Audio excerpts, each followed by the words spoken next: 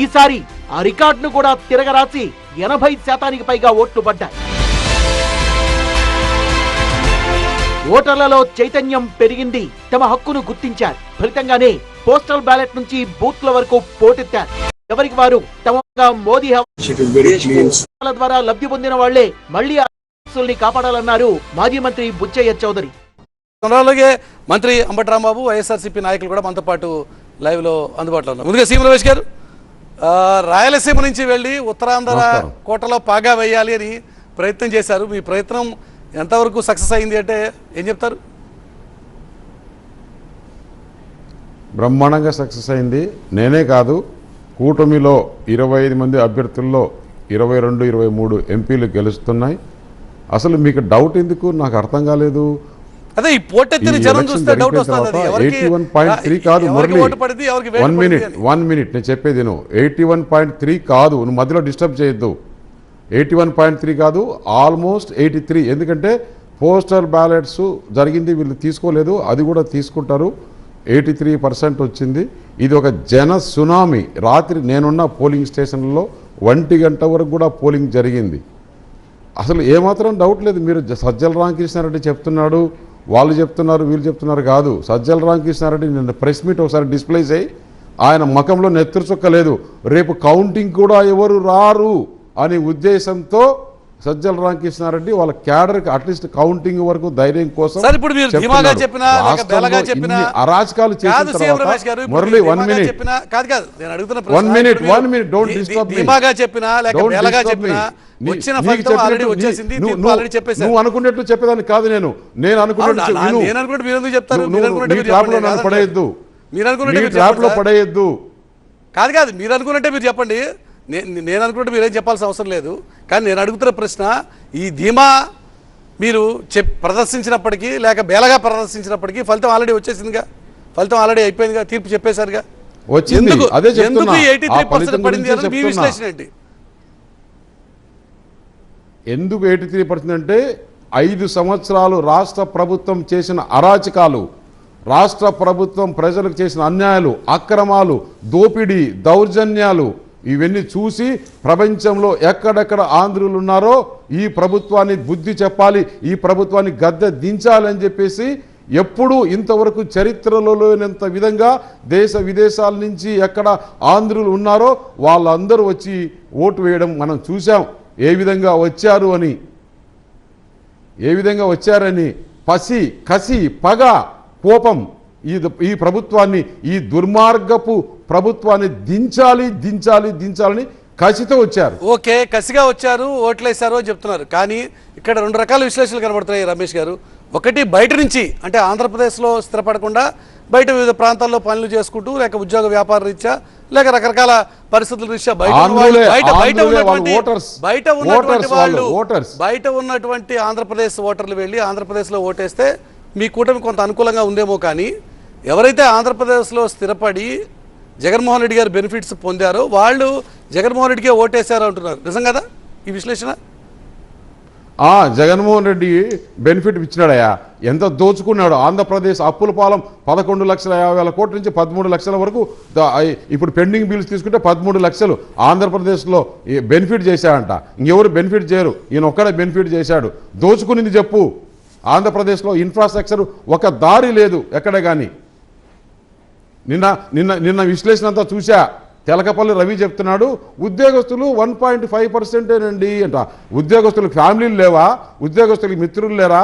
ఉద్యోగస్తులకు బంధువులు లేరా? సొంత ఫ్యామిలీలు లేవా? వాళ్ళు ఎత్తుకుంటేనే 40 లక్షలు అవుతుంది. వాళ్ళ తల్లిదండ్రులు లేరా? వాళ్ళ పిల్లలు లేరా? వాళ్ళ భార్యలు లేరా? ఆంధ్రప్రదేశ్ మీకు అనుకూలంగా తెచ్చి ఒక 4గురిని పెట్టుకొని వాళ్ళతో విశ్లేషణ అంట నన్ను పిలిచండి చెప్తా, లేకుంటే నేను అడిగి వచ్చా. నేను ఫోన్ చేసి అడిగి వచ్చా.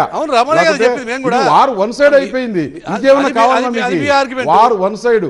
పోలింగ్ బూతుల దగ్గర పోతుంటే నేను వెళ్ళా. దాదాపు నిన్న 130 బూతుల దగ్గరికి వెళ్ళా. అసలు జనం ఏంటి, వచ్చి ఎక్కడన్నా పోలింగ్ బూతులలో సెల్ఫీలు తీసుకుంటారా? వచ్చి నమస్కారాలు పెడతారా? గుంపులు వస్తున్నారా? ఎట్లా ప్రాంతాల వారీగా తెలుసు అన్ని విశ్లేషిస్తే విషయాలు. సీఎం రమేష్ గారు ఒక మాట ప్రాంతాల వారీగా విశ్లేషిస్తే ఉత్తరాంధ్రలో కొంత చెప్పండి, ఏ ప్రాంతం కావాలంటే ఆ ప్రాంతం గురించి కూటమికి చెప్తా. అనుకూలమైన కొన్ని నెంబర్స్ వచ్చే వాతావరణం ఉంటే కొంత కాదండి, భారీగా అనుకూలం, కొంత కాదు. రాయలసీమలో వైసీపీకి అనుకూలమైన పరిస్థితులు ఉంటాయంటున్నారు. మీరు రెండు ప్రాంతాలు రిప్రజెంట్ చేస్తున్నారుగా. రాయలసీమలో పోటీ చేస్తున్నారు. ఈ రోజు మెజారిటీ రెండు ప్రాంతాలు సీట్లు చెప్పండి. వస్తాయి. రాయలసీమలో ఈ రోజు మెజారిటీ సీట్లు కూటమికి వస్తాయి. రాయలసీమలో మెజారిటీ సీట్లు కూటమికి వస్తాయి. రైట్, ఒక్క నిమిషం. మీ వాయిస్ అంబటరాంబాబు గారు Yes, విశ్లేషణ కూడా ఒకసారి 100%. వినండి ఒక్క నిమిషం. అంబటరాంబాబు గారు, సీఎం రమేష్ గారు చాలా నా కోపంగా, విశ్లేషణ complete చాలా కాలా? ఆవేశంగా ఉన్నారు. ఎట్టి పరిస్థితుల్లో ఈ కోపం కాదు, 83% ఓటింగ్ చెప్తున్నా. మాకే నిన్న అనేటువంటి మీ ఒక విశ్లేషణ, ధీమాలో ఉన్నాడు. నిన్న మీ విశ్లేషణ సాక్షికి అనుకూలంగా, వారికి అనుకూలంగా సరే, ఇప్పుడు పెట్టారు. విశ్లేషణ అందువల్ల చేస్తే ఏమైంది? personal గా విశ్లేషణ వచ్చాయి చేయకుండా ఇవాళ. ఏమైంది సార్? ఆ ఓటింగ్ దాన్ని అయిపోయిన తర్వాత ఖండించమని వచ్చా. చేసింది. నేను కాదు చెప్పేది రమేష్ మీరు గారు, వినాలి. కాదు రమేష్ గారు, నిన్న తెలకపల్లి విశ్లేషణ రవి, చేసింది. తెలకపల్లి రవికి ఒక మాట ఆంధ్రప్రదేశ్ వినండి, ఎప్పుడైనా ఒక మాట వచ్చాడండి? వినండి, ఒక మాట వినండి తెలకపల్లి రమేష్ రవి ఆంధ్రప్రదేశ్ గారు. ఎప్పుడైనా వచ్చాడా? మురళి గారు, సరే, నాకు తెలీదా? రమేష్ గారు, మీరు విశ్లేషణ చేస్తే మురళి కాదు గారు, మారిపోతుందా? మురళి మీకు విశ్లేషణ అదేదో అనుకూలంగా మురళి అనిపించింది గారు, వైసీపీకి. మీరు కాదు, మార్చాలనే కాదు, కదా? కాదు, కాదు మీ- అంటున్నాను నేను. మురళి మురళి గారు. మీరు మార్చాలని చూశారు. కూటమే కాదు, కూటమి మురళి అయితే గారు. ఎట్లా? కూటమి ఓట్ ట్రాన్స్ఫర్ అవుతుందా? 75 సీట్లు ఇస్తారా? మీ మురళి గారు. చెవులకి అట్లా వినిపించిందేమో. సరే, కాదు, కూటమి నాకు కాదు. మాట్లాడే అవకాశం చాలా ఇస్తారా? ప్రయత్నం చేశారు. ఒక్కసారి మీరు కూటమి కాదు, సీఎం రమేష్ గారు, చాలా సీఎం ప్రయత్నం రమేష్ చేశారు గారు, లేదా? మురళి గారు. రాంబాబు కూడా అడుగుతాడు అవకాశం ఉంది. రాంబాబు గారు, ఇంతకీ జనం మీకు అవకాశం ఇచ్చారా? రాంబాబు గారు, నేను అవకాశం మురళి ఇస్తాను గారు, కానీ ఒక్క విషయం. మురళి గారు, ఒక్క మాట. ఇప్పుడు ఆల్రెడీ పోలింగ్ ఈజ్ ఓవర్. నిన్న సాయంత్రంతో పోలింగ్ అయిపోయింది. రిజల్ట్ని మన డిస్కషన్స్ ఏ విధమైన ప్రభావం Counting ఉంది. చూపేటటువంటి పరిస్థితి లేదు. సో మీరు మధ్యలో అడ్డం రాకపోతే నేను చెప్తాను. నేను చెప్తుంది ఏంటి, రిజల్ట్ని మన సంభాషణలు, మన ఈ చర్చలు ప్రభావితం చేసేటటువంటి అవకాశం లేదు అని చెప్తున్నాను. ఒక నెంబర్ 1. రెండోది, రమేష్ గారు మధ్యలో దయచేసి నాకు అడ్డం రావద్దని చెప్తున్నాను. ఆయన ఏదో ఆవేశంగా ఉన్నాడు. TV9 మీద, తెలకపల్లి రవి గారి మీద ఆవేశంగా ఉంటే ఏం? నేను కదా ఇక్కడ మాట్లాడేది. నా మీద నేను అనేది ఏంటంటే, నేను కదా ఇక్కడ మాట్లాడేది, నేను కదా లాజిక్ చెప్పేది. ఆయన లాజిక్ ఆయన చెప్పండి, నేను లాజిక్ నేను చెప్తాను. We can present the is debate properly అనేది నా ఉద్దేశం. Okay, ఒకటి, చెప్పండి. ప్రజలు తండోపతండాలుగా నేను వచ్చారు, మాట్లాడేది debate పైన. ఓట్లు వేశారు, పర్సంటేజ్ పెరిగింది. వినాలి ప్లీజ్, వినాలి. పర్సంటేజ్ పెరిగింది. ఇది ప్రభుత్వ వ్యతిరేకత అని ఆయన చెప్తున్నాడు. నేనేమంటానంటే ఇది ప్రభుత్వ అనుకూలత అని నేను చెప్తాను. దానితో పాటు ఇంకొక అంశాన్ని నేను పరిశీలిస్తే అర్థమయ్యేది ఏమిటంటే, ప్రతి ఎన్నికకు ఓట్ల శాతం పెరుగుతూ ఉన్నది. ఎందుకంటే అవేర్నెస్ పెరుగుతూ ఉంది. ఓటు హక్కును సద్వినియోగం చేసుకోండి, ప్రతి పౌరులు కూడా ఓటు వేయండి అనేటువంటి భావన ప్రజల్లో రేకెత్తింప చేస్తున్నారు. అటు ప్రభుత్వాలు, ఎన్నికల కమిషను, అదేవిధంగా నాన్ గవర్నమెంట్ ఆర్గనైజేషన్స్, ఇవన్నీ కూడా వాటిని ప్రభావితం చేసి మనం ఓటుని మనం ఎండున్నా వానున్నా వెళ్ళి వెయ్యాలి అనేటువంటి ఒక భావన, ఒక చిత్తశుద్ధిని ప్రజల్లో రేకొల్పటంతో కొంత విజయం సాధిస్తున్నాం. కానీ రాంబాబు గారు సీఎం రమేష్ మాట విన్నారు. సీఎం రమేష్ మాట విన్నారు. ఆయన చెప్తున్న మాట కసిగా వేశారు, అది కూడా కసిగా చెప్తాను. వేశారు. అది కూడా వేసిన చెప్తాను. దాంట్లో అది కూడా చెప్తాను. ఒక స్పష్టమైనటువంటి కోపం, ఆగ్రహం ఉన్నాయి అన్నది అది కూడా సీఎం రమేష్ చెప్తాను గారి విశ్లేషణ. అది కూడా చెప్తాను సార్. అది కూడా చెప్తాను సార్. నేను ముందు దీనికి చెప్పండి, తర్వాత దానికి కూడా చెప్తాను. ఆయన ఏమంటాడు, ప్రభుత్వ వ్యతిరేకత ఉంది, కూటమి ఉంది, కూటమి కోసమే వేశారు అనేటువంటి భావన కూడా చెప్తాను. నేను ఏంటంటే వరుసనే నేను 89లో పోటీ చేసినప్పుడు 62, 63, 65% అయితే చాలా ఎక్కువ. ఇప్పుడు 80% దాటుతూ ఉంది ప్రతి ఎన్నికకి. నేను అనేది ఆ ఎన్నికకి పర్సంటేజ్ ఆఫ్ పోలింగ్ పెరుగుతూ ఉన్నది అనేది ఒకటి గుర్తుపెట్టుకోవాలి మనం చేస్తున్నా. రెండో అంశం, ప్రభుత్వ వ్యతిరేకత ఉండటం వల్లనే ప్రజలు పెద్ద సంఖ్యలో ఎక్కి ఓట్లు వేశారు అనేది వారు చెప్తున్నటువంటి భావన, కొందరు చెప్తున్నటువంటి భావన కూడా. నేనేమంటానంటే ప్రభుత్వ అనుకూలత, జగన్మోహన్ రెడ్డి గారు నేను మనవి చేస్తున్నా, ఈ దేశంలో ఏ రాష్ట్రంలోనూ లేనటువంటి సంక్షేమ కార్యక్రమాలను దిగ్విజయంగా అమలు చేసి ప్రజలకు మేలు చేసినటువంటి ప్రభుత్వం కాబట్టి ఈ ప్రభుత్వాన్ని మళ్ళా నిలబెట్టుకోవాలి, మా జగన్మోహన్ రెడ్డిని మళ్ళా ముఖ్యమంత్రి చేసుకోవాలి అనేటటువంటి ఒక భావనతో, ఒక చిత్తశుద్ధితో ప్రజలు ఓట్లు వేయడానికి వచ్చారు అనేది నా ఆర్గ్యుమెంట్. అవును, నేను చెప్తున్నా, ఎందుకు జగన్మోహన్ రెడ్డి గారిని దించేయాలి, ఎందుకు చంద్రబాబు నాయుడు గారిని అధికారంలోకి తీసుకురావాలి? గత 5 సంవత్సరాల పరిపాలనలో కానీ, అంతకు ముందు సంవత్సరాల పరిపాలన, రాంబాబు గారు మీరు అన్నట్టు ఇప్పుడు ఆ విశ్లేషణ కాదు మీరు ఒక విషయం గమనించండి. సంక్రాంతి పండగకి హైదరాబాద్ ఖాళీ అవుతుంది అన్నది సహజంగా చాలా సందర్భాల్లో గడిచిన కొన్నేళ్ళుగా మనం చూస్తూనే వచ్చాం. కానీ ఈసారి ఈ ఓట్ల పండగకి హైదరాబాద్ ఖాళీ అయింది. తండోపతండాలుగా హైదరాబాదే కాదు ఇతర రాష్ట్రాలు బెంగళూరు నుంచి కావచ్చు, లేక చెన్నైలో కావచ్చు, లేక ఇతర రాష్ట్రాల్లో స్థిరపడినటువంటి తెలుగు వాళ్ళు కానీ ఇతర దేశాల్లో స్థిరపడ్డ తెలుగు వాళ్ళు కానీ వచ్చి ఈ రోజు జగన్మోహన్ రెడ్డికి వ్యతిరేకంగా ఓటేశారంటున్నారు. నిజమా కాదా? పొరపాటు ఇప్పుడే కాదు, ప్రతి ఎన్నికల్లోనూ, గత ఎన్నికల్లో కూడా హైదరాబాద్ నుంచి తండోపతండాలుగా వచ్చి ఓట్లు వేశారనే విషయాన్ని మీరు మర్చిపోతున్నారు. గత ఎన్నికల్లో కూడా, లాస్ట్ టైం ఎన్నికల్లో కూడా తెలంగాణ నుంచి, బెంగళూరు నుంచి ఎక్కడైతే నివసిస్తున్నారో, ఉద్యోగాల్లో ఉన్నారో వాళ్ళందరూ స్వయంగా వచ్చి ఓట్లు వేసిన సందర్భం ఇది కొత్త కాదు అనే విషయాన్ని దయచేసి గుర్తుపెట్టుకోవాలని కూడా మనం చేస్తున్నా.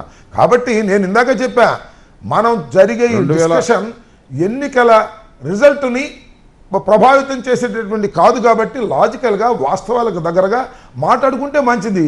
ఏదో జగన్మోహన్ రెడ్డి గారికి వ్యతిరేకంగా ఓటేసేశారు, జగన్మోహన్ రెడ్డి గారు రాక్షసుడు కాదు. ఇవాళ అలా చంద్రబాబు నాయుడు గారికి ఎందుకు ఓటేయాలి? ఏ పని చేశాడని ఓటేయాలి? చెప్పండి.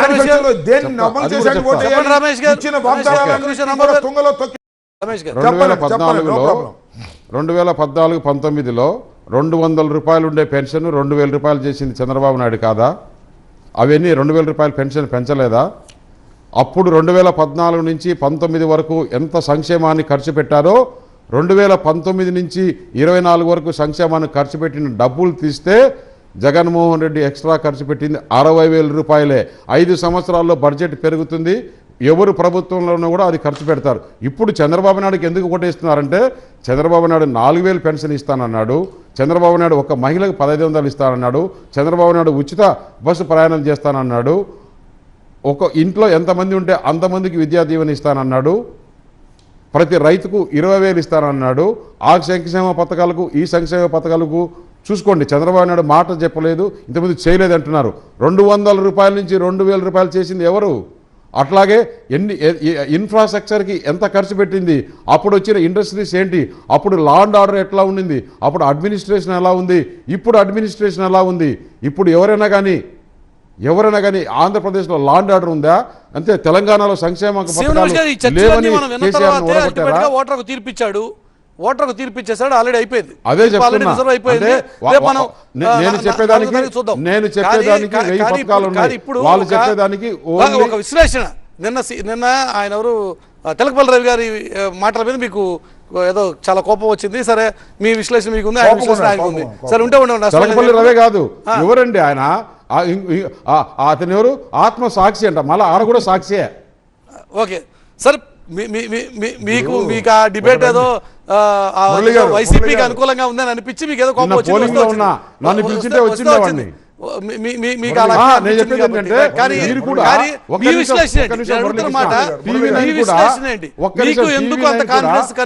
మీరు కావాల్సినట్లు ఎలక్షన్ లో ఎట్లా TV9 కూడా ఎలక్షన్ లో ఏ విధంగా చేసింది, ఎలా విశ్లేషించింది?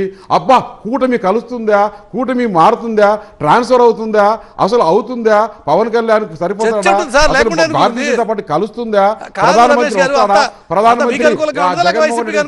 కదా, ఇవన్నీ మాట్లాడినాక అయిపోయింది. పోలింగ్ జరిగిన తర్వాత కూడా అబ్బా అంటే ఏరా కింద పడినామంటే అదొక లఘువులే అన్నాయంట. మొత్తం జనము సాగల బండ కేసు కొట్టినట్టు కొడితే వైసీపీని ఇంకా కూడా అదొక లఘు అంటే ఏం చెప్పాలి చెప్పు? 4వ తారీఖు తెలుస్తుంది. 4వ తారీఖు నేను చెప్పేది కూడా అదే. 4వ తారీఖు కాదు, నిన్న చెప్పేశారు ముఖ్యమంత్రి పారిపోతున్నాడు. అందుకే ముఖ్యమంత్రి పారిపోతున్నాడు. నిన్న సీఎం రమేష్ గారికి నిన్న చెవిలో చెప్పినట్టు ముఖ్యమంత్రి పారిపోతున్నాడు లండన్ కి. ఆయన చాలా ముఖ్యమంత్రి పారిపోతున్నాడో, చంద్రబాబు పారిపోతాడో, ఇల్లు లేని ఊరు లేని చంద్రబాబు పారిపోతాడో తర్వాత మాట్లాడుకుందాం. రమేష్ గారు, మీరు అంత ఆవేశపడమాకండి. తెలగపల్లి రవి గారు ఇక్కడ లేడు, పార్లమెంట్ లో మీరు కూల్గా మాట్లాడుతున్నారు, మేం చెప్పాలి, మీరు కాదు. మీరు ఒక మాట చెబుతా, శాసనసభలో కానీ పార్లమెంట్లో కానీ సభలో లేని వారి గురించి మాట్లాడడం మంచిది కాదు అనేది ఒక సాంప్రదాయం ఉంది. మన ఎదుటిగా లేని వారి ఆత్మసాక్షి గురించి, మన ఎదుటిగా లేని తెలకపల్లి రవి గారి గురించి మీరు మాట్లాడటం కన్నా నాతో మాట్లాడండి, TV9తో మాట్లాడండి, లేదా మీ అభిప్రాయాలు చెప్పండి. ఒకటి, మీరేదో చేసామంటున్నారు కదా, నేను ఒక మాట అడుగుతాను సార్. మీ ద్వారా ప్రజల్ని కూడా అడుగుతా ఉన్నా ఈ సభాముఖంగా, ఏమంటే రుణమాఫీ తీస్తామని మీరు ప్రామిస్ చేశారా లేదండి? మొన్న ఎన్నికల్లో, పూర్వ ఎన్నికల్లో రుణమాఫీ తీర్చగలిగారా? డ్వాక్రా మహిళల రుణమాఫీ తీరుస్తా ఉన్నారు, తీర్చగలిగారా? లేదు. దాన్ని రాంబాబు గారు మళ్ళీ నిరుద్యోగ భృతి ఇస్తా ఉన్నారు, మిమ్మల్ని కూడా ఇంటరప్ట్ చేస్తున్నాను. సార్, ఈ చర్చలన్నీ విన్న తర్వాతే రాంబాబు గారు ఈ చర్చలన్నీ విన్న తర్వాత ఇచ్చేశారు సార్.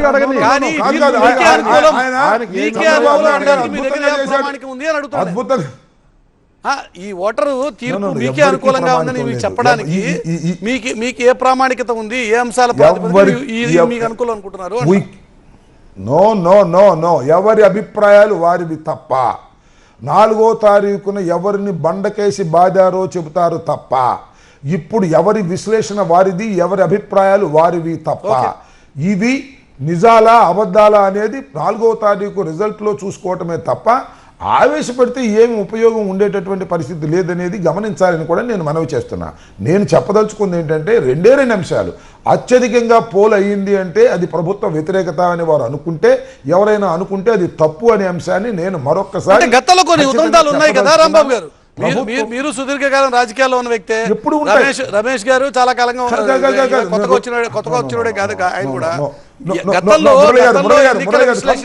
చేసే సందర్భాల్లో ఒక మాట నా ప్రశ్న, గతంలో ఎన్నికల విశ్లేషణ చేసే సందర్భాల్లో ఎక్కడైతే పర్సంటేజ్ ఆఫ్ పోలింగ్ పెరుగుతుందో అక్కడ ప్రభుత్వ వ్యతిరేకత కనబడుతుంది అనేది ఒక విశ్లేషణ ఉంటుంది కదా. ఇది కాదు సార్. తెలంగాణలో 2014లో ఎంత పోలైంది, 2019లో ఎంత పోలైంది, 2019లో ఎవరు గెలిచారు ఒకసారి చెప్పండి, తీయని లెక్కలు తీయండి. 2014 కన్నా 2019లో మేము పోలైనట్టుగా నాకున్న సమాచారం. ఎక్కువైతే మళ్ళీ అదే ప్రభుత్వం వచ్చింది కదా, అదే ప్రభుత్వం వచ్చిందా లేదా? కాదు, అదే ఆగండి మురళి గారు, అదే ప్రభుత్వం వచ్చిందా లేదా? 2014లో వచ్చిన ప్రభుత్వం 2019లో కూడా వచ్చిందా రాలేదా? రమేష్ గారు మరి అప్పుడు ఏం చెప్తారు? పెరిగిన ఓటు కేవలం తెలంగాణలో మన 3 నెలలకి ఇప్పటికి పెరగాలి కదా, తగ్గింది కదా. అందరికీ అవగాహన వచ్చి అందరికీ అవేర్నెస్ పెరిగింది అంటున్నారు కదా. రమేష్ గారు, రాంబాబు గారి విశ్లేషణలో 2014లో 2018లో 2018లో 2 సార్లు తెలంగాణలో ఎన్నికలు వస్తే 2014 కంటే 2018లో పర్సంటేజ్ ఆఫ్ పోలింగ్ పెరిగింది కదా. మరి మళ్ళీ కేసీఆర్ వచ్చాడు కదా, అదే తీరి ఇక్కడ ఎందుకు వర్తించదు అన్నది రాంబాబు గారి లెక్క. అదొక ఉదాహరణ. చెప్పండి రమేష్ గారు, ఒక్క నిమిషం రమేష్ గారు. నేను చెప్పేది రాంబాబు ఏం చెప్తున్నాడంటే ప్రతి ఎలక్షన్లకు పోలింగ్ పర్సంటేజ్ పెరుగుతుంది అన్నాడు కదా. అవును. నిన్న 2023 డిసెంబర్లో జరిగిన ఎలక్షన్లో, ఇప్పుడు ఈ రోజు నిన్న జరిగిన ఎలక్షన్లో తెలంగాణలో పర్సెంటేజ్ తగ్గింది. అవేర్నెస్ వచ్చే పెరగాలి కదా. అదొకటి. ఆయన అన్నాడు రుణమాఫీ చేయలేదు చంద్రబాబు నాయుడు మాట తప్పాడని. నువ్వు తప్పిన అక్కడ రుణమాఫీ దాదాపు 90% చేశాడు, 10% బ్యాలెన్స్ ఉంది. అప్పుడు ఎలక్షన్ కమిషన్ వచ్చి డబ్బులు రిలీజ్ చేయలేదు. మాట తప్పినట్టు చెప్పంటావా? మద్యపాన నిషేధం చేసావా? అది కాదు, ఇంత అబద్ధాలు ఆడితే ఎవరు చెప్తారు? మద్యపాన నిషేధం చేసి అలా కదండి, మద్యపాన నిషేధం 97,000 కోట్ల రూపాయలు జాబ్ క్యాలెండర్ ఏమైంది? ప్రతి నెల జనవరి 1వ తారీఖు జాబ్ క్యాలెండర్ ఇస్తానన్నావు. జాబ్ క్యాలెండర్ అయిందా? నేను అడిగింది మీరు ఏం చేశారంటే రుణమాఫీ పూర్తిగా చేశాము, 10%. నీ డిపార్ట్మెంట్ పోలవరాన్ని ఎంత నాశనం చేశావు? పోలవరాన్ని ప్రతి సంవత్సరం రమేష్ 6 నెలల్లో నువ్వు నాశనం చేశావు, నీ చంద్రబాబు నాయుడు నాశనం చేశాడు. నువ్వు మాట్లాడతావు మా దగ్గర, నువ్వు నాశనం చేశావు, చంద్రబాబు నాశనం చేశారని చర్చకు రా. దానికోసం ప్రత్యేకంగా చర్చ పెడతారా? ఊరినే చర్చగా ఉండాలి కదా రమేష్. ఊరినే తగాదా పడడానికి సిద్ధంగా ఉన్నావు. Frustration లో తెలిసిన ఉన్నావు. పోలవరం subject Frustration లో ఉన్నావు. మీకు నీకు మంత్రిగా అయితే కూడా 10% నాయకులకే కాదు తెలీదు. ఒక్క నిమిషం ఇరు నాయకుల అయితే నాయకులకే కాదు నీకు అసలు కనీసమైన నాయకులకే కాదు, జ్ఞానం కూడా కార్యకర్తలు పోలవరం కూడా- మీద లేదు. కార్యకర్తలు కాంట్రాక్ట్ కూడా మీద తప్ప విపరీతమైన నీకు frustration లో కనీసమైన ఉన్నారా? జ్ఞానం కూడా పోలవరం మీద ఒక్క లేదు. నిమిషం రాంబాబు గారు, 10% రాంబాబు గారు, ఒక్క నిమిషం. రాంబాబు గారు, పోలవరం గురించి చర్చ పెడదాం, సెపరేట్ చర్చ పెట్టుకుందాం. నేను ఒకటే చెప్తున్నా. అదే పోలవరం గురించి సెపరేట్ చర్చ పెట్టుకుందాం. Yes, I am ఇప్పుడు ready to ఎన్నికల come. విశ్లేషణ I am గురించి ready to మాట్లాడుతున్నాం. ఫలితం ఎలా I am ఉండొచ్చు ready అనే to దాని మీద ఒక విశ్లేషణ. ఒక నిమిషం అయితే మురళి కేవలం నాయకులే కాదు రాంబాబు గారు ఒక్క మాట రాంబాబు గారు, నాయకులే కాదు కార్యకర్తలు కూడా విపరీతమైన ఫ్రస్ట్రేషన్ లో ఉన్నారా? అందుకోసమే ఇప్పుడు రాయలసీమలో కావచ్చు, పల్నాడులో కావచ్చు, ఎక్కడ పడితే అక్కడ విస్తృతంగా దాడులు జరుగుతున్నాయి. ఈ ఫ్రస్ట్రేషన్ దేనికి సంకేతం? ఈ అంశం మీదే బిగ్ డిబేట్ కంటిన్యూ చేద్దాం. వచ్చిన బ్రేక్ తర్వాత చిన్న బ్రేక్. దేశంలోని లూబికా ఫోర్స్ ఇది గ్రీన్ ప్యానెల్ HDWR MDF కి ఇంకా ఇస్తాయి మీ పార్ట్నర్ కు అంతరాయం లేని నిద్రని. కొంతమంది ఎంత వేగంగా పెరుగుతారంటే ప్రారంభ ధర 7.99 lakhs. వేగంతో నిన్ను నువ్వు పరీక్షించుకో. ఆలోచన అనే పవర్ తో కలల ఫ్లడ్ లైట్లను వెలిగించు. ఏపీ ఓటర్ తీర్పు ఎటువైపు? ఏపీ ఓటరు ఈసారి అనూహ్యంగా 80% పైగా పోలింగ్ నమోదవడం ఇది దేనికి సంకేతం అన్నది ఇప్పుడు రాజకీయ వర్గాల్ని టెన్షన్తో తీవ్రమైనటువంటి టెన్షన్కి గురి చేస్తున్నటువంటి అంశం. ఈ అంశం మీదే ప్రధానంగా చర్చ సాగుతోంది. సీఎం రమేష్ గారు, ఒక చర్చ నడుస్తోంది. రాత్రి పొద్దుపోయే వరకు కూడా మహిళలతో సహా అందరూ క్యూ లైన్లో నిలబడి ఓటేశారు. మహిళలు కానీ లేక బెనిఫిషరీస్ కానీ వాళ్ళందరూ వైసీపీకి ఎలాగైనా సరే ఓటేయాలి కాబట్టి ఆ రకంగా ఓటేశారు అన్నది వైసీపీ ఒక తీరు తయారు చేస్తోంది. ఈ తీరుతో మీరు అంగీకరించరా? 200% అంగీకరించాను. మహిళలు అయితే నేను దాదాపు 45 రోజులుగా ఫీల్డ్లో ఉన్నా కాబట్టి చూశాను. నిన్న మరీ ముఖ్యంగా ప్రత్యేకంగా మహిళలైతే నేను ఎక్కడికి వెళితే అక్కడ అసలు వాళ్ళు సిగ్నల్ చేస్తున్నారు, ఈ రాక్షసుడు పోవాలి సార్, ఇతనికి బుద్ధి రావాలి సార్, ఇతను ఆంధ్రప్రదేశ్ నాశనం చేశాడు సార్ అని ఒకటి చెప్తున్న మురళి, యువకులు ఈ ఆంధ్రప్రదేశ్లో 18 to 23 యువకులు దాదాపు ఎంతమంది కొత్త ఓటర్లు రిజిస్టర్ చేసుకున్నారో తెలుసు కదా. లెక్కల ప్రకారము 25 లక్షలకు పై చిలుకున్నారు. వాళ్ళల్లో ఒక్క ఓటు కూడా మిస్ కాదు. ఎందుకంటే ఎక్కడ పోతే వైసీపీ కూడా అదే చెప్తుంది, ఒక్క ఓటు కూడా మిస్ కాదు. మహిళల ఓట్లని అమ్మఒడి పేరు మీద బెనిఫిట్ పొందినటువంటి వాళ్లే కాబట్టి ఈ మహిళలంతా మాకే ఓటేస్తుంటారు. వైసీపీ ఒక తీరి, వైసీపీ తీరి ఇప్పుడు అంటే ఎంప్లాయీస్లలో మహిళలు లేరు, రైతుల్లో మహిళలు లేరు, ఇంకెక్కడ మహిళలు లేరు. వాళ్ళు ఇదే తీరి అప్పుడు కూడా చంద్రబాబు నాయుడు ఇట్లే అనుకున్నాడు, పసుపు కుంకం ఇచ్చాం కదా మహిళలంతా వచ్చారు మనకే వేశారని. మహిళలు ఏంటంటే ఎప్పుడు బయటపడాలనో అప్పుడు బయటపడతారు. నిన్న బ్రహ్మాండంగా బయటపడినారు. నేను పోలింగ్ బూత్లో నుంచి బయటకు వచ్చిన తర్వాత ఓటు వేసి వచ్చిన మహిళలు కూడా గుంపు కూడి నినాదాలు పలుకుతున్నారు. ఎంత ఆనందంగా ఉంది తెలుసా మాకు అక్కడ. ఇక్కడ పాపము ఏంటంటే నేను ఓకే ఎవరి పార్టీలో వాళ్ళకి ఉండొచ్చు చెప్పొచ్చు, కానీ పాపం మన నిన్న జరిగిన విశ్లేషణలో కానీ సజ్జల రామకృష్ణ నాయుడు నిన్న ప్రెస్ మీట్ పెడితే ఆయన మకంలో నెత్తురు చుక్కలేదు. ఇప్పుడు కూడా ఏంటంటే వైసీపీ వాళ్ళు మరీ మనం ఇలా వదిలేస్తే, కాడి వదిలేస్తే, చాప చుట్టేస్తే రేపు కౌంటింగ్ కూడా ఎవరు రారు అని. ఇప్పుడు మామూలుగా నువ్వు బెట్టింగుల గురించి చెప్తున్నావు, అసలు రాష్ట్రంలో ఎక్కడన్నా కానీ రూపాయికి 2 రూపాయలు అంటే కూడా ఎవరు రావట్లేదంట. అది అందరికీ తెలిసిన సత్యం, నగ్న సత్యం అది. ఇంకొకటి మీరు ఒకటి చెప్పండి, ప్రజలు పథకాలు అంటున్నారు కదా.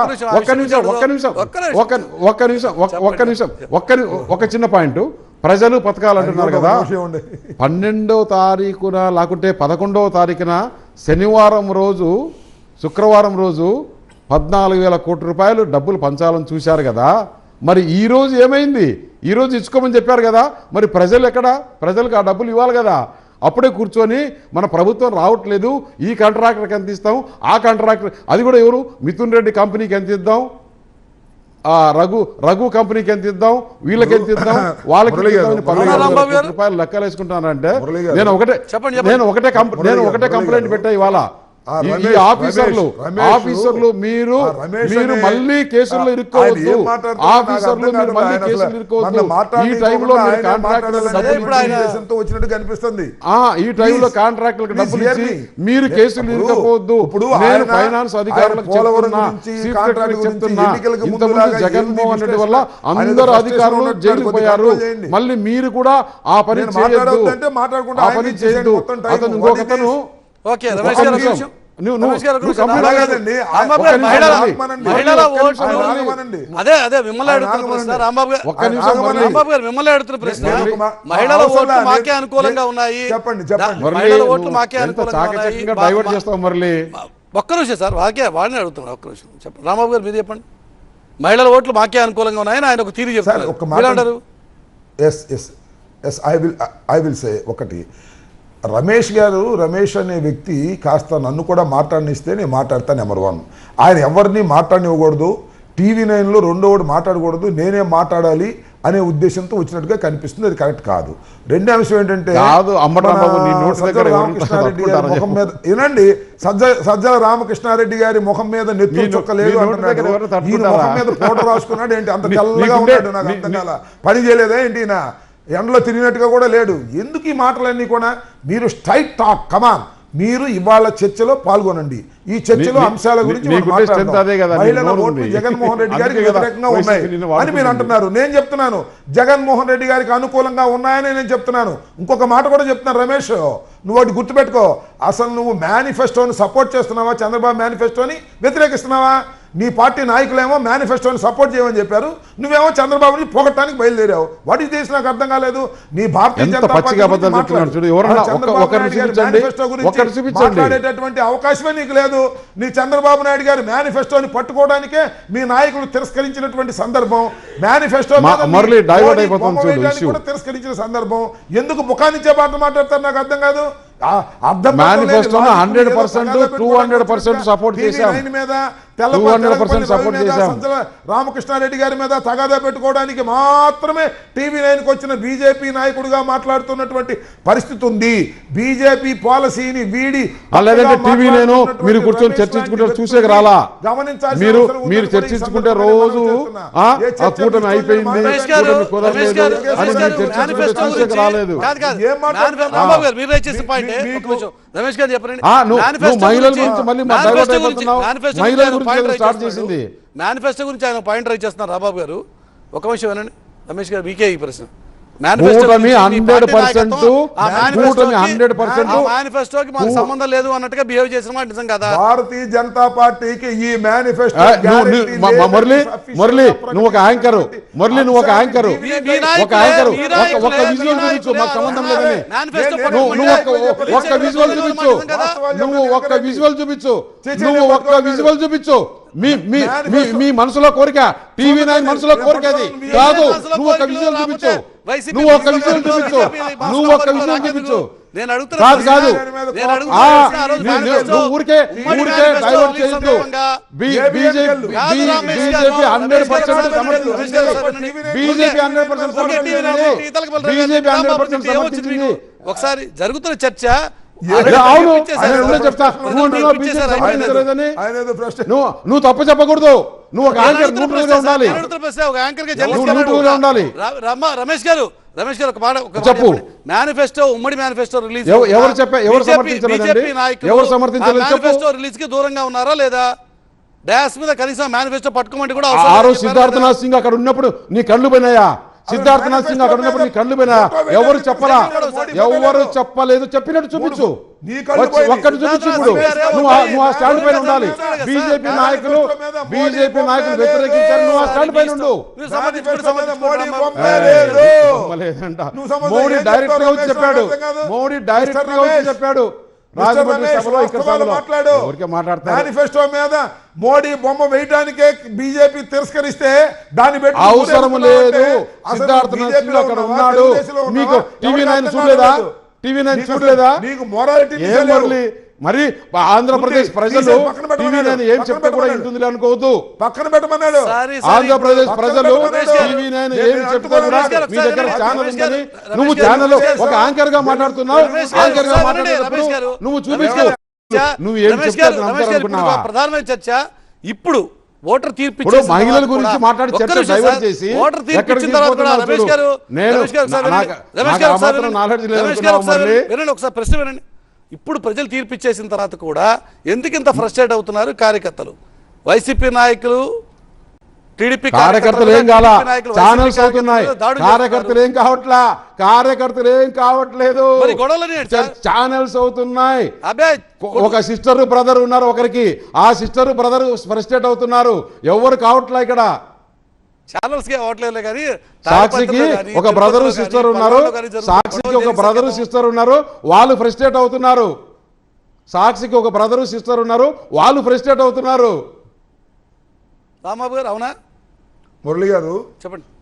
నేను ఒక మాట మాట్లాడతాను. చెప్పండి. నాకు ఈ చర్చలో సారాంశం అంతా చూస్తున్న తర్వాత చూస్తున్న ప్రేక్షకులు, ఆంధ్రప్రదేశ్ ఓటర్లు ఎవరైతే ఓటు వేశారో వాళ్ళందరూ గమనించాల్సింది ఏంటంటే, ఇవాళ సీఎం రమేష్ అనే వ్యక్తి TV9తో పోట్లాడటానికి వచ్చాడు, తెలగపల్లి రవితో పోట్లాడటానికి వచ్చాడు, లేదా సజ్జల రామకృష్ణారెడ్డి గారి ముఖం మీద నెత్తురు చుక్క లేదని చెప్పడానికి వచ్చాడు తప్ప మేము గెలుస్తాము, గెలియడానికి ఆధారాలు ఉన్నాయి వైసీపీ కార్యకర్తలు కూడా లేదు, నాయకుల్లో కూడా లేదు అనేది నా అభిప్రాయం. సజ్జల రామకృష్ణారెడ్డి ఇది అందరిది పరిస్థితి. చూసే కదా చెప్తాడు. ఆయన ఫ్రస్ట్రేషన్లో ఉన్నాడు.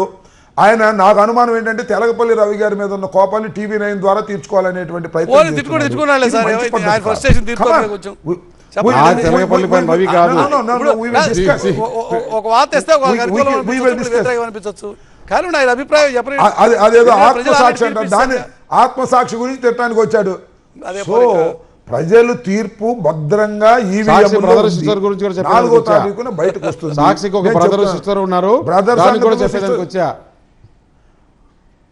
అసలు నువ్వు తెలుగుదేశానికి బ్రదర్వా లేకపోతే బీజేపీకి బ్రదర్వా? ఎవరికి బ్రదరు స్వామి నువ్వు? రమేష్ నువ్వు ఎవరికి బ్రదరు? బీజేపీలో ఉన్నావా, తెలుగుదేశంలో ఉన్నావా? ఎవరికైనా అర్థమవుతుందా? కూటమి రేపు మీరు చేసిన అక్రమాలు అన్యాయాలన్నీ చూసేదానికి వచ్చిన స్వామి. రేపు 4వ తారీఖు తర్వాత మీరు చేసిన అన్యాయాలు అక్రమాలు లోడేదానికి వచ్చా. వచ్చావులే, బాగా వచ్చావు. నువ్వు ఈ పార్టీ కాబట్టి ఆ పార్టీ, ముఖ్యంగా చెప్పాలి, మా పార్టీలో కూడా కసిరెడ్డి రాజశేఖర రెడ్డి ఒక అతను ఉన్నాడు, అతను కంట్రీ పారిపోవాలని చూస్తున్నాడు. నేను already home minister, government of India home minister complaint ఇచ్చా. అతను ఏ దేశంలో ఉన్నా తీసుకొని వచ్చి ఆంధ్రప్రదేశ్ గ్యారంటీ. అవును, ఒక మాట చదివితే ఏమనుకోపోతే, అవును, ఆయన వెంట్రు కూడా నువ్వు పీకలేవు, అది గుర్తుపెట్టుకో. వెంట్రు కూడా పీకలేవు నువ్వు. చూద్దాం కదా, ఆపరేటింగ్ కాదు, చూద్దాం కదా. కాలు వెంట్రు కూడా పీకలేవు, గుర్తుపెట్టుకో. నాకు చూద్దాం కదా, చూద్దాం. కాలు వెంట్రు కూడా నువ్వు పీకలేవు రమేష్, నువ్వు పీకలేవు. నీ గురువు అయినటువంటి చంద్రబాబు నేను పీకాల్సిన అవసరం లేదు. చట్టం నోటికి వచ్చింది కదా, చట్టం పీకుతుంది. చిటికని నేను పీకను, చట్టం పీకుతుంది. చంద్రబాబు పడ్డాడు, 60 రోజులు చంద్రబాబు జైల్లో ఉన్నాడు. నువ్వు ఏం చెప్తావు రమేష్? ఆవేశపడమాక.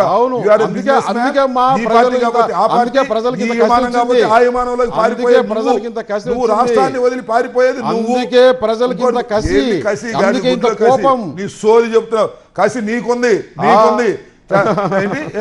జగన్మోహన్ రెడ్డి గారిని పారిపోతున్నాడు ప్రజలకి, ఆంధ్రప్రదేశ్ ప్రజలకి.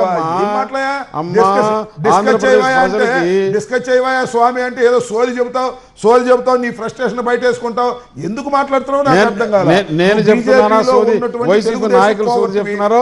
దేశ ప్రజలకు, రాష్ట్ర ప్రజలకు తెలుసు.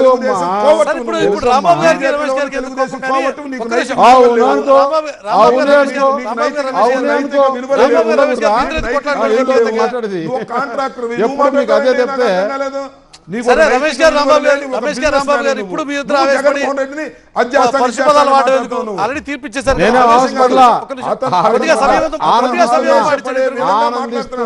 ఇద్దరు కూడా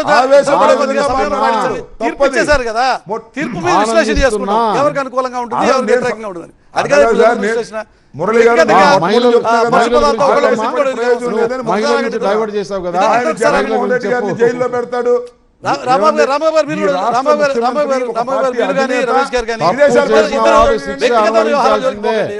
తప్పు చేసిన వాడు శిక్ష అనుభవించాల్సిందే. ఇంట్లో చెల్లెలు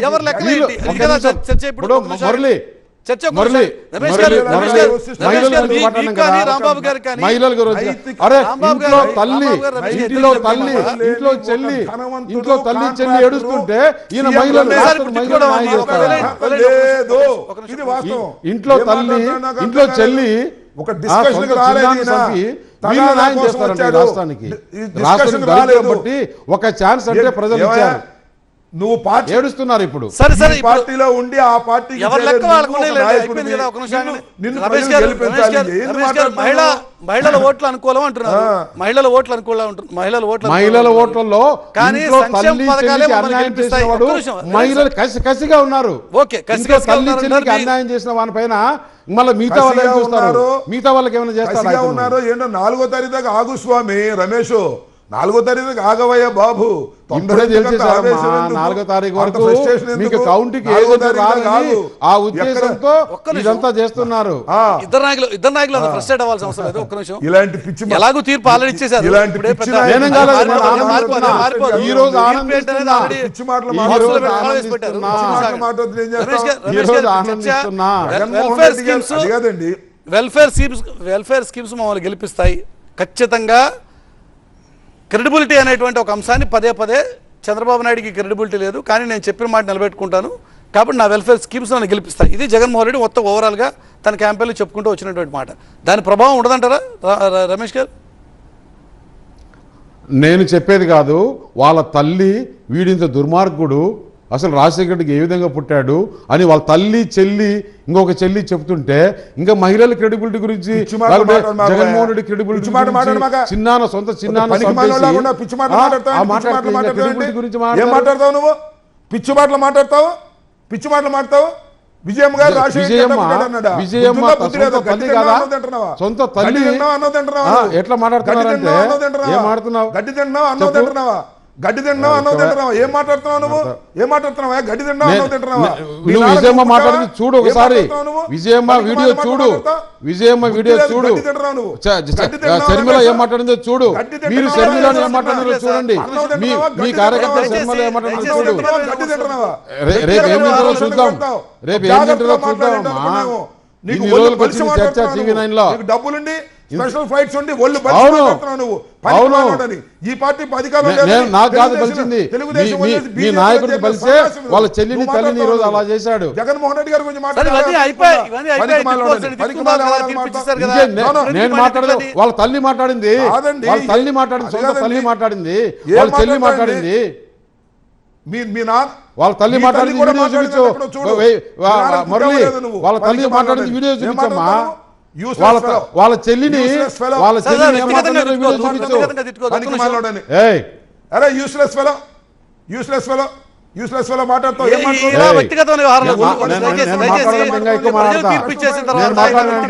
నువ్వు అక్కడి నుంచి బయటికి పోలేవు. నేను మాట్లాడితే నువ్వు అక్కడి నుంచి బయటికి పోలేవు. ఇప్పటికే చాలా బయటికి పోలేవు. అక్కడి నుంచి నువ్వు కూర్చున్న ప్లేస్ నుంచి బయటికి పోలేవు. నోరు జాగ్రత్తగా పెట్టుకో. నోరు జాగ్రత్తగా పెట్టుకో. నీ అంత చీప్ ఫెలో కాదు నేను. ఒళ్ళు బలిసి మాట్లాడుతున్నావు. దయచేసి నేను అనుకుంటే నువ్వు కూర్చున్న సీట్లో నుంచి బయటికి పోలేవు. నువ్వు సీట్లో నుంచి బయటికి పోలేవు. Useless fellow. రమేష్ గారు అవును, విజయలక్ష్మి మాట్లాడింది చెప్పా. చర్చ ముగిద్దాం. ఇన్ని రోజులు తెలియదు ఆ TV9కి విజయలక్ష్మి ఏం మాట్లాడింది ఒక్కసారి వేశారా? ఇలాంటి చర్చ పెట్టడం అనవసరం. దయచేసి ఒకసారి ఆగండి.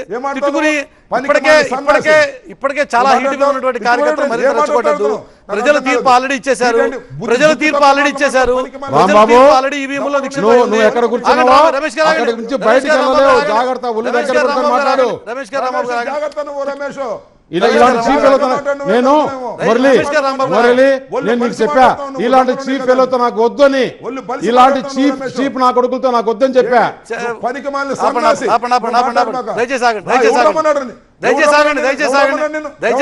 రాంబాబు గారు మీరు కానీ రమేష్ గారు కానీ పార్టీలు మారే సన్నాసి నువ్వు. ఏ అధికారం ఉంటే ఆ పార్టీలోకి వెళ్ళే సన్నాసి నువ్వు మాట్లాడతావా? ఒక కాంట్రాక్టర్, ఒక డబ్బులు ఉన్నవాడివి. రాంబాబు గారు ఇది మంచి పద్ధతి కాదు. రాంబాబు గారు మీరు కానీ రమేష్ గారు కానీ సంయమనం మంచి పద్ధతి కోల్పోద్దు. కాదు. ఇద్దరు ఆల్రెడీ అతనికి చెప్పండి, రమేష్కి చెప్పండి. నువ్వు కూడా మళ్ళీ అట్లా మాట్లాడతావు? ఏం మాట్లాడుతున్నాడు వాడు? ఏం మాట్లాడుతున్నాడు? ఏం మాట్లాడుతున్నాడు అతను? దయచేసి రాంబాబు గారు మీరు కూడా వ్యక్తిగతంగా పోవద్దు. రమేష్ గారు మీరు కూడా వ్యక్తిగతంగా పోవద్దు. దయచేసి చర్చ ఇక్కడ ఆపుదాం. దయచేసి నేనా పోయింది, నేనా వెళ్ళింది, చర్చ ఇక్కడ ఆపుదాం. దయచేసి ఇరువురు నాయకులు కొద్దిగా సమయం పాటించండి. ఇప్పటికే చాలా మంది కార్యకర్తలు చాలా హీట్ గా ఉన్నారు. విపరీతమైనటువంటి నరాలు తెగే ఉత్కంఠ ఏపీ ఫలితం మీద నెలకొన్నటువంటి సిచ్యువేషన్. దాని ఫలితంగానే ఇప్పటికే తాడిపత్రులు కావచ్చు, తిరుపతిలో కావచ్చు, పల్నాడులో కావచ్చు, ఇప్పటికే ఎక్కడికక్కడ గొడవలు జరుగుతున్నాయి. ఈ వాతావరణం, ఈ హీట్ ఇంకా కంటిన్యూ చేయడం మంచిది కాదు. నాయకులు ఎవరికి కూడా కొంత సంయమనం పాటించండి. ప్రజలు తీర్పు ఇచ్చేశారు. ఇచ్చిన తీర్పు ఆల్రెడీ ఈవీఎంలో నిక్షిప్తమై ఉంది. అది 4వ తేదీన బయటపడుతుంది. అప్పటి వరకు కొద్దిగా సంయమనంతో నాయకులు వ్యవహరిస్తే కార్యకర్తలు కూడా వ్యవహరించే ఆస్కారం ఉంది. దయచేసి ఇరువురు నాయకులకి లైవ్లో పార్టిసిపేట్ చేసేందుకు, అభిప్రాయాలు తెలియజేసేందుకు ధన్యవాదాలు. ఇది వాళ్ళ big news, big debate. Next super prime time చూస్తూనే ఉండండి.